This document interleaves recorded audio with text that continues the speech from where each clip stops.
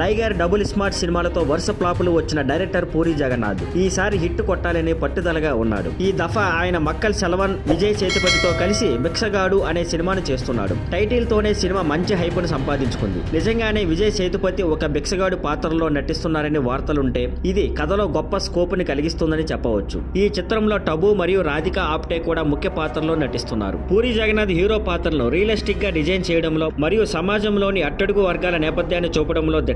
ఈ cinema pan India లెవెల్లో తీసేందుకు ఆయన ప్లాన్ చేస్తున్నారు. కేవలం 2 నెలల్లో సినిమా షూటింగ్ పూర్తి చేయాలని ఆయన టార్గెట్ పెట్టుకున్నారు. విజయ్ సేతుపతికి కూడా స్పీడీ షూటింగ్ బాగా నచ్చడంతో ఆయన చాలా రోజులు డేట్స్ ఒకేసారి కేటాయించారంట. సినిమా షూటింగ్ ఎక్కువ భాగం కోసం ఓ స్లమ్ సెట్ ప్రత్యేకంగా నిర్మిస్తున్నారు. ఈ సినిమా పూరికి తిరిగి ఫామ్ తీసుకొచ్చే ఛాన్స్ అవుతుందా? విజయ్ సేతుపతి లాంటి నటుడు మధ్యలో ఉండగా బిక్షగాడు సినిమాతో పూరి తన పాత ఎనర్జీని రీక్యాప్చర్ చేస్తాడా అనేది ఆసక్తికరమైన విషయం. Thank you for watching. Please like, share and subscribe.